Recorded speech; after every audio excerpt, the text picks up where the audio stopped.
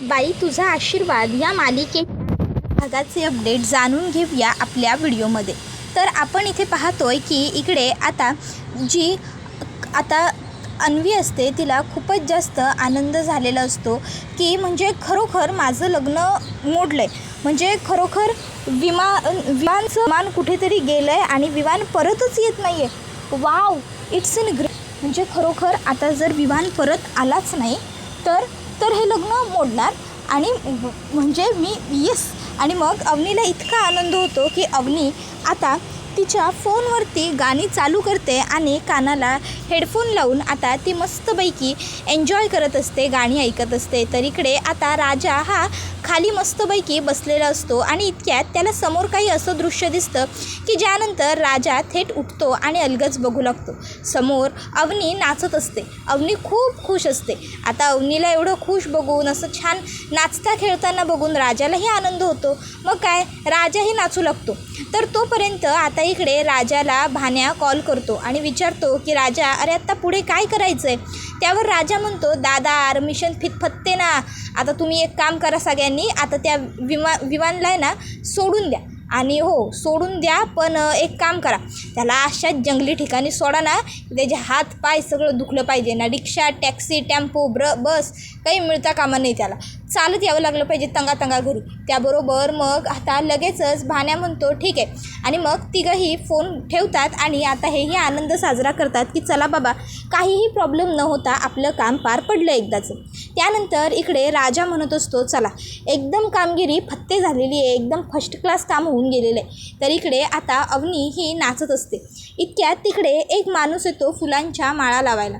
राजा त्याला म्हणतो, द्या इकडं मी लावतो, आणि त्या माळा तो घेतो आणि तिकडनं आता अवनीच्या रूमच्या पलीकडच्या बाजूला तो आलेला असतो। आता अवनीसुद्धा तिकडनं बाहेर येते। आता मग राजा अवनीला बघतो, अवनी राजाला बघते। राजा आता तिकडनं निघून चाललेला असतो। अवनी त्याला शुकशुक करून त्याचं लक्ष वेधते। राजा अवनीकडे बघतो, अवनी राजाला म्हणते, तू विवानचं किडनॅपिंग। इतक्यात तिकडे कोणीतरी येतं, तशी अवनी लगेचच गप्प बसते। राजाही इकडे तिकडे बघू लागतो। अवनी राजाला म्हणते, जरा माझ्या खोलीत येशील का? राजा म्हणतो, कसा येऊ? अवनी म्हणते, अरे, त्यावर राजा म्हणतो, दरवाजातून येऊ का? त्यावर अवनी म्हणते, नाही नको, दरवाजातून नको। मग राजा म्हणतो ठीक आहे, आणि मग तो आता मागच्या बाजूच्या दरवाजाने अवनीच्या रूममध्ये येतो। त्यानंतर राजा तिकडे आल्यावर अवनी राजाला म्हणत असते, खरोखर तू त्या विवानचं किडनॅपिंग केलंस ना, म्हणजे तू त्याला गायब केलं आहेस खरंच? त्याबरोबर मग राजा म्हणतो, होय, मग तुमच्यासाठी एवढं तर मी करूच शकतो की। त्याबरोबर अवनी म्हणते, अरे पण नक्की तू कोणाच्या मदतीने हे सगळं केलंस? तू त्याची कोणाला सुपारी बिपारी तर दिली नाहीस ना? राजा म्हणतो, अहो मॅडम, असं काय करताय? अहो जेंटलमॅन माणूस आहे मी, सुपारी बिपारी द्यायची कामं माझी नाहीत, हे सगळं मी कशाला करू? मी असलं काय नाही केलेलं। त्यावर अवनी म्हणते, मग नेमकं तू केलंस काय? त्या विवानला तू गायब केलं कसं? नक्की काय केलंस तू? त्याबरोबर मग राजा म्हणतो, अहो काय केलं म्हणजे घरच्यांची मदत घेतली। अवनी म्हणते, काय? तू तुझ्या घरच्यांना सांगितलंस की मला किडनॅपिंग करायची आहे? त्यावर विवान म्हणतो, होय, म्या त्यासनी सांगितलं। त्यावर अवनी म्हणते, आणि तुझ्या घरच्यांनी किडनॅपिंग करायला तुझी मदत केली आहे? त्याबरोबर राजा म्हणतो, अहो होय। त्यावर अवनी म्हणते, तू घरच्यांना काय सांगितलंस? त्यावर राजा म्हणतो, मी या घरच्यांना हेच सांगितलं की मॅडमचं लग्न मॅडमच्या मनाविरुद्ध त्या बाउन्सरबरोबर लावून देत आहे, आणि तो बाउन्सर काही चांगला माणूस नाही आहे, तो त्यांना चांगलं सांभाळणार नाही, त्यांचं एवढं शिक्षण आहे ते वाया घालवणार, आणि त्यांना त्यांची स्वप्न वगैरे पूर्ण करायची आहेत। मग काय, मग माझ्या घरचे एका पायावर तयार झाले। माझ्या घरचे बोलले की तुला आमचा फुल सपोर्ट आहे, आम्ही तुला मदत करणार, आणि मग घरच्यांनी माझी मदत केली। अवनी म्हणते, खरंच तुझ्या घरचे केवढे चांगले आहेत, तुझ्या घरच्यांनी तुला एवढी मदत केली। एक मिनटं, हा काही तुमचा पार्ट टाईम बिझनेस वगैरे नाही आहे ना रे? साईड बिझनेस, लोकांना किडनॅप करणं? त्यावर राजा म्हणतो, अहो मॅडम, असं काय बोलताय? हा बिझनेस का असेल आमचा असं काही बिझनेस नाही आहे। अहो आम्ही फक्त तुम्हाला मदत म्हणून केलो हे समजा, खरंच, बाकी आमचा हेतू काय बी नव्हता। त्याबरोबर अवनी म्हणते, बरोबर, ठीक आहे, कळलं, पण खरंच मला ना विश्वासच बसत नाही आहे की खरोखर तो विमान गायब आहे आणि खरंच आमचं लग्न मोडलं आहे। त्यावर आता राजा म्हणतो, पण हे खरं आहे, आणि आता तुम्ही आहे की नाही, ह्या आनंदात जास्त वाहून जाण्याऐवजी तुम्ही तुमच्या आईवडिलांना समजवायला लागा। अवनी म्हणते, खरंच तू माझ्यासाठी काय केलं आहेस हे तुला नाही कळणार, तुझे खूप उपकार आहेत त्यावर। तसं राजाला आठवतं की तिने धन्याच्या दुधासाठी पैसे दिले, आणि मग लगेचच तो म्हणतो की तुमचे माझ्यावर लय उपकार आहेत। त्याबरोबर मग आता अवनी तुमचे उपकार आहेत बोलल्यावर, राजा तुमचे उपकार आहेत बोलल्यावर अवनी विचारते माझे उपकार कसं? त्यावर राजा म्हणतो ते सगळं सोडा, तुम्ही आत्ताच्याला फक्त एवढ्याच गोष्टीवर फोकस करा की तो म्हणजे तुम्हाला आता तुमच्या आईवडिलांना कन्व्हिन्स करायचं आहे, तुम्हाला तुमच्या आईवडिलांना ही गोष्ट पटवून द्यायची आहे, समजून सांगायची आहे की काय बी झालं तरी तो विमान तुमच्यासाठी बरोबर पोरगा नाही आहे, तुम्ही त्याच्याबरोबर कवा बी आनंदी आणि सुखी नाही राहू शकत. समजायला नवं तुमच्या घरच्यांना, तुम्हासनी हे समजवावं लागेल. त्यावर अवनी म्हणते हो घरच्यांशी तर बोलावं लागेलच, मी समजावेन सगळ्यांना, बोलेन सगळ्यांशी, पण खरंच तुझे खूप खूप आभार. नाही म्हणजे आज तू मदत केलीस मला म्हणून विमान उडलं आणि म्हणूनच मला त्याच्याबरोबर आता लग्न नाही करावं लागणार आहे. खरंच थँक्यू सो मच, मी खूप खुश आहे. आणि त्यानंतर मग आता राजासुद्धा म्हणतो तुम्ही खुश आहे नवं, मग चला आम्ही बी खुश आहे. समजा कसं एकदम हॅपीली पार पडलं ना. त्यावर अवनी म्हणत असते खरंच थँक्यू सो मच. आणि आता थँक्यू म्हणताच अवनी राजाला मिठी मारते. आता अवनीने राजाला मिठी मारल्याबरोबर मग राजा हा सुद्धा पूर्ण ब्लँक झालेला असतो. इतक्यात अवनीला लक्षात येतं की आपण काय करतो हे. अवनी लगेच राजापासून दूर होते. तसा आता राजासुद्धा खुश झालेला असतो. अवनीसुद्धा लाजत असते. ती राजाला म्हणते सॉरी. त्याबरोबर राजा हा म्हणतो नाही काही हरकत नाही आणि मग तो तिकडनं निघून जातो. त्यानंतर आता राजा बाहेर येऊन खूप खुश असतो कारण अवनीने त्याला फायनली मिठी मारलेली असते आणि तो नाचून त्याचा आनंद साजरा करत असतो.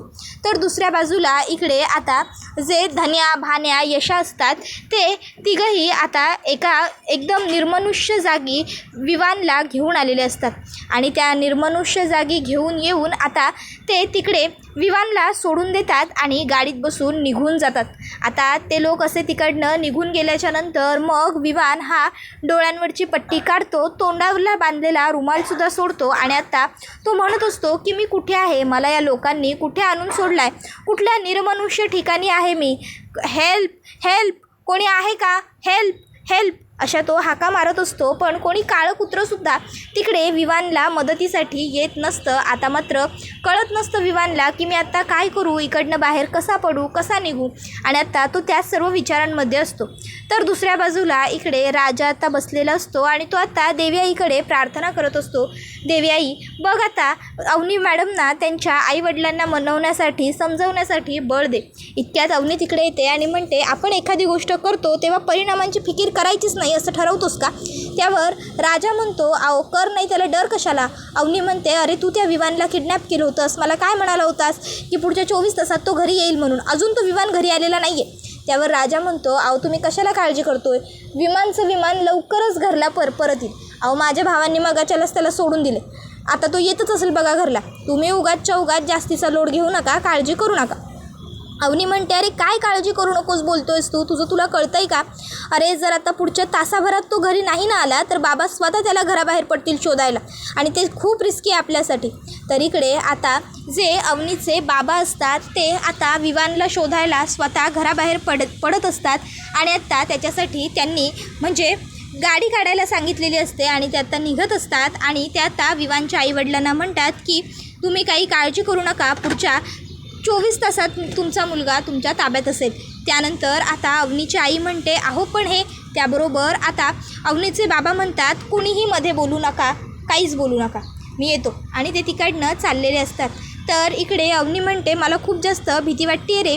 त्यावर राजा म्हणतो अहो नका काळजी करू, मी म्हणले ना तो विमान परत येणार तर तो विमान परत येणारच.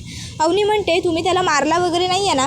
राजा म्हणतो अहो नाही हो, फक्त तुमचं लगीन थांबवायचं होतं की नाही आपल्याला, त्यामुळं आपण फक्त त्याला किडनॅप करून ठेवले, बाकी आपलं काही बी नाही आहे, समजलं ना.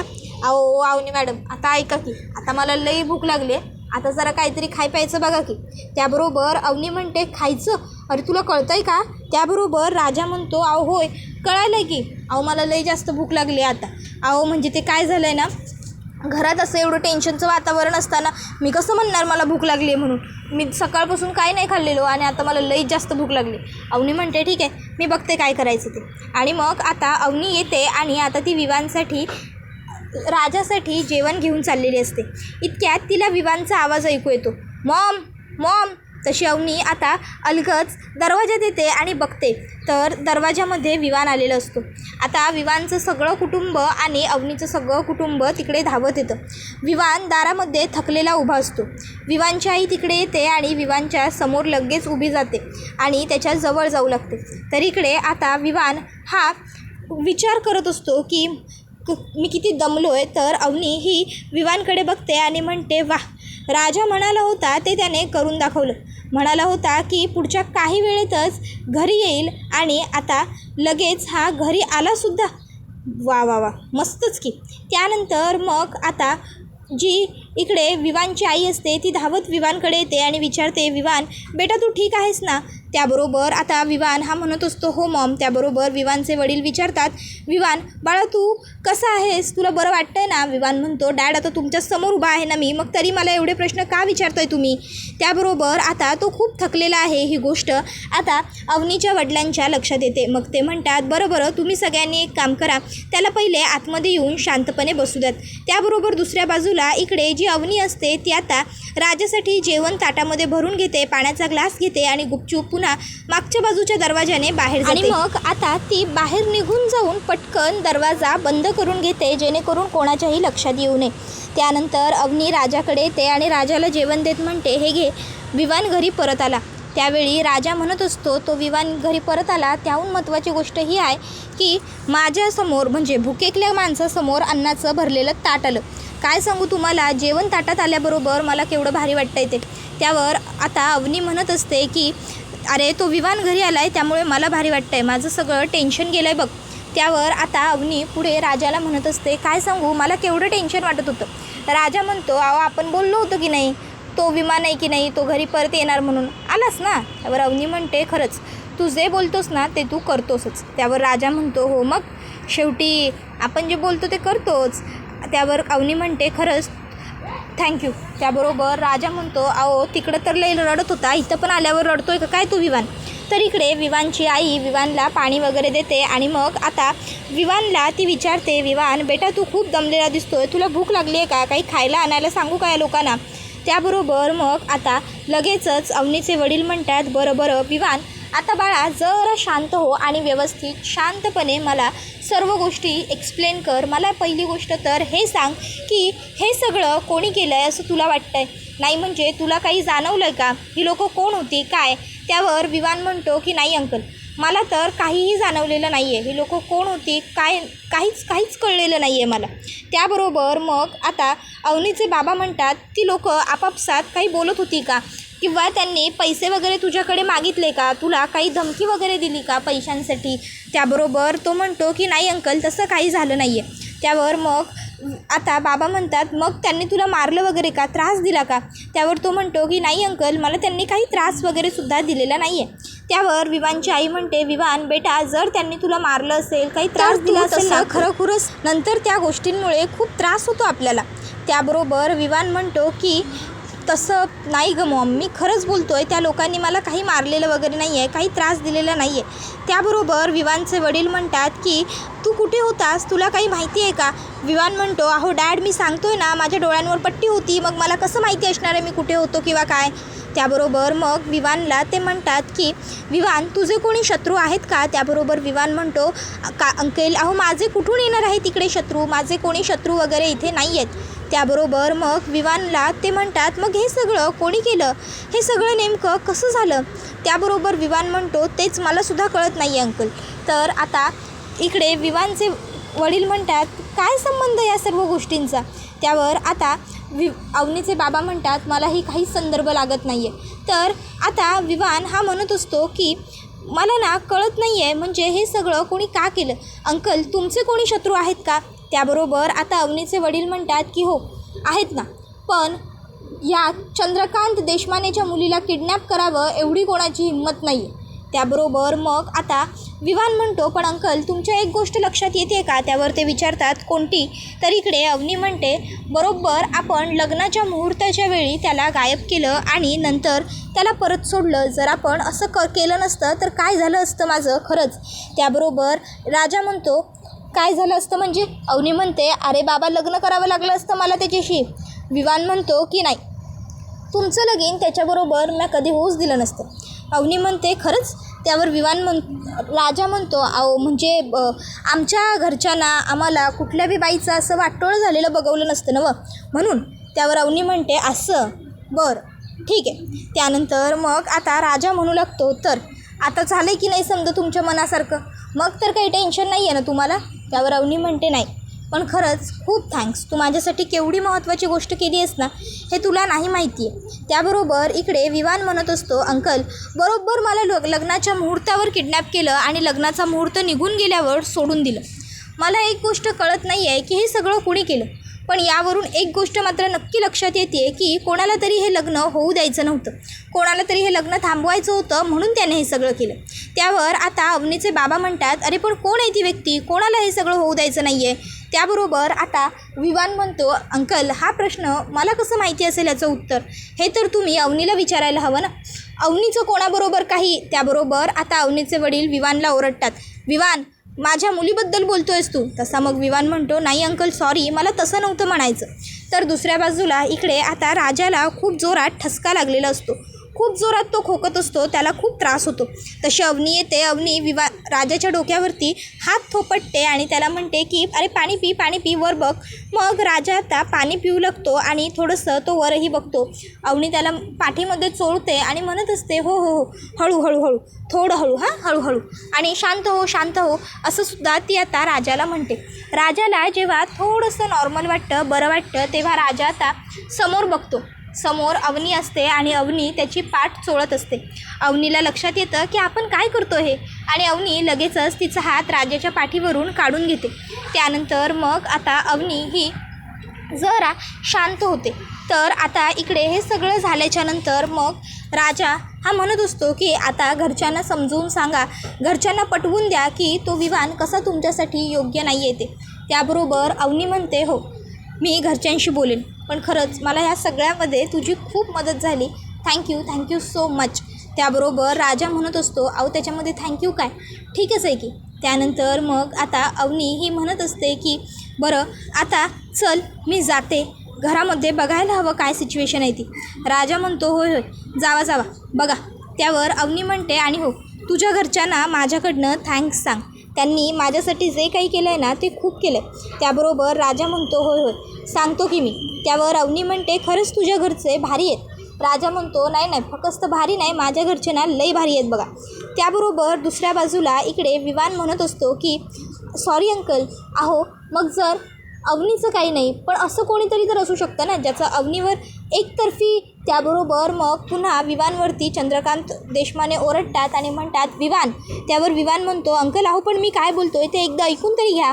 विवानला ते म्हणत असतात की चंद्रकांत देशमानेची मुलगी अवनी देशमाने आहे हे गावात सगळ्यांना माहिती आहे, त्यामुळे अवनीवरती प्रेम करण्याची हिंमत कोणीच करत नाही, कोणीच नाही, समजलं. त्याबरोबर मग विवान म्हणत असतो पण अंकल आता आपण करायचं काय, शेवटी आता लग्नाचा मुहूर्त तर निघून गेलेला आहे, आता काय करणार आहोत आपण. त्याबरोबर आता विवानची आईसुद्धा म्हणते हो ना हे अगदी बरोबर बोलला आहे हा. त्याबरोबर मग आता अवनीचे वडील विचार करू लागतात. तर आता मग विवानची आई म्हणते सगळंच चुकीचं आणि अवघड होऊन बसलं आहे. त्याबरोबर अवनीचे वडील म्हणतात काही अवघड झालेलं नाही आहे, पुढच्या 2 दिवसात चांगला मुहूर्त आहे आणि आपण त्या मुहूर्तावरतीच लग्न लावून द्यायचं अवनीचं आणि विवानचं. 2 दिवसांनी अवनी आणि विवानचं लग्न होणार. त्याबरोबर आता विवान म्हणतो अंकल 2 दिवसात. त्याबरोबर अवनीचे वडील म्हणतात हो 2 दिवसात तुझं आणि अवनीचं लग्न होणार म्हणजे होणार, समजलं. त्याबरोबर हे ऐकून आता सगळ्यांनाच आश्चर्याचा धक्का बसतो. विवानची आई म्हणते अहो पण 2 दिवसात हे सगळं कसं शक्य आहे, कसं करणार आहोत आपण हे सगळं. त्याबरोबर आता अवनीचे बाबा म्हणतात होणार, सगळं होणार आणि 2 दिवसातच होणार, समजलं. आणि त्यानंतर ते अवनीलाही सांगतात की 2 दिवसात तुझं आणि विवानचं विधिवत लग्न होणार आणि यामध्ये आता काही बदल होणार नाही आहेत. आता हे कळल्यानंतर मग मात्र अवनी पूर्णपणे दुःखी होऊन जाते, तिच्या डोळ्यात अश्रू दाटून आलेले असतात. त्यानंतर आता अवनीला बांगड्या भरण्याचा कार्यक्रम सुरू झालेला असतो. मेलेल्या मुर्द्याप्रमाणे अवनी तिथे बसलेली असते आणि घरातले सगळे मात्र आनंदाने हा सोहळा बघत असतात. आणि इकडे आता राजालासुद्धा दुःख होतं. मग राजा आता ही गोष्ट त्याच्या भावांना सांगतो. तेव्हा आता धन्या म्हणतो दादा यावेळी पोरीलाच किडनॅप करायची का? मग राजा अवनीकडे बघू लागतो. अवनीचे ते हिरव्या चुड्याने भरलेले हात राजा बघतच राहिलेला असतो. आणि हा व्हिडिओ इथेच संपतो. व्हिडिओ आवडला असेल तर व्हिडिओला लाईक करा. चॅनलवर नवीन असाल तर चॅनलला सबस्क्राईब करा आणि बेल आयकॉन आठवणीने प्रेस करा, जेणेकरून तुम्हाला पुढच्या प्रत्येक व्हिडिओचं नोटिफिकेशन मिळत जाईल आणि सर्व व्हिडिओंचा आनंद हा अगदी उत्तम पद्धतीने घेता येईल. चला तर मग प्रेक्षकांनो, आजच्या पुरतं इथेच थांबूया. पुढचा व्हिडिओ येईपर्यंत या व्हिडिओचा आनंद घेत राहा. तुम्हाला ही मालिका कशी वाटते हे आम्हाला कमेंटमध्ये नक्कीच सांगा. पुढचा व्हिडिओ येईपर्यंत टाटा बाय बाय. धन्यवाद. Take care all of